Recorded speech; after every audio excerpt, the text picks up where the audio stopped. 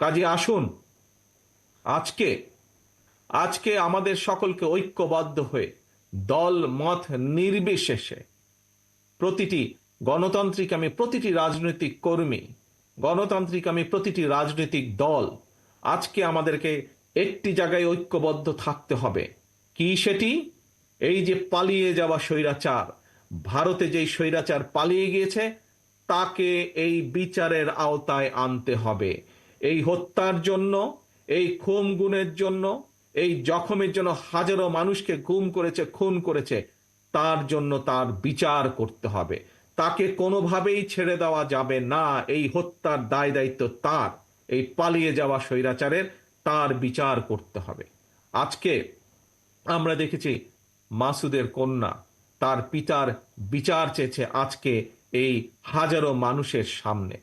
প্রিয় ভাই বোনেরা, আপনাদের সকলের কাছে আমার জিজ্ঞাসা, এই যে মাসুদের কন্যা তার পিতার বিচার চেয়েছে, আমরা কি পারবো না তার বিচার করার জন্য? আমরা কি ঐক্যবদ্ধ হতে পারবো না মাসুদের হত্যার বিচারকে নিশ্চিত করার জন্য? হাজারো যারা মাসুদ সারা বাংলাদেশে যারা গুম হয়েছে, খুন হয়েছে, হত্যার শিকার হয়েছে, সবার বিচার আমাদেরকে নিশ্চিত করতে হবে। আপনারা কি এই ব্যাপারে একমত? সবাই এই হত্যাকারীর বিচার করার জন্য একমত? ইনশাল্লাহ আমরা বাংলাদেশের মাটিতে এই হত্যাকারীদের বিচার করব। তবে প্রিয় ভাই বোনেরা, এখানে আরেকটি বিষয় আছে। সময় কম, একটু পরে মাগরিবের আজান দিবে।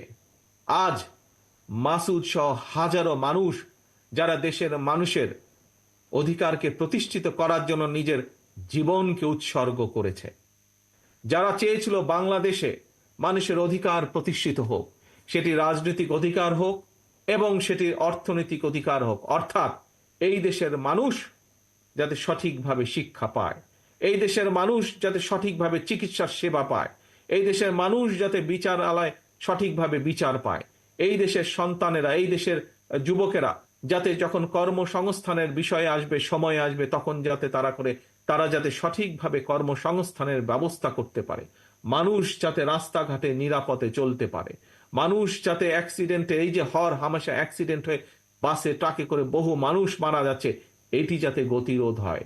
সর্বোপরি আসল যেই কথাটি, বাংলাদেশের মানুষ যেভাবে বাংলাদেশকে প্রত্যাশা করে, যেখানে আইনের শাসন থাকবে, যেখানে মানুষের কথা বলার অধিকার থাকবে, স্বাধীনতা থাকবে, যেখানে মানুষের স্বাধীনতা থাকবে নিজের মত প্রকাশের, এইরকম একটি বাংলাদেশের মানুষের প্রত্যাশা করেছে।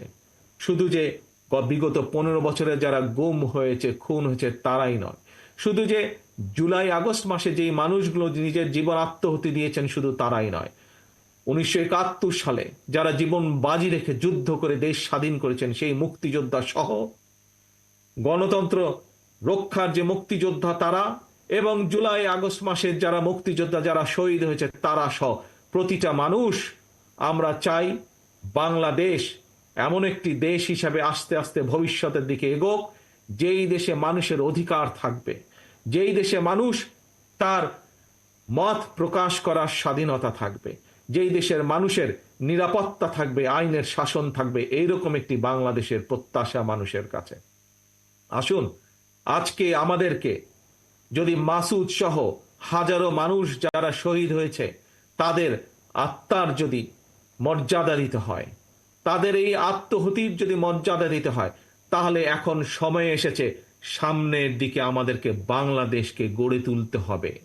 যারা শহীদ হয়েছে, তারা যে কারণে জীবন আত্মহতি দিয়েছে, তাদের সেই প্রত্যাশা অনুযায়ী আমরা যারা আজ পেছনে রয়ে গিয়েছি, আমাদের সকলকে ঐক্যবদ্ধভাবে বাংলাদেশকে আজকে গড়ে তুলতে হবে।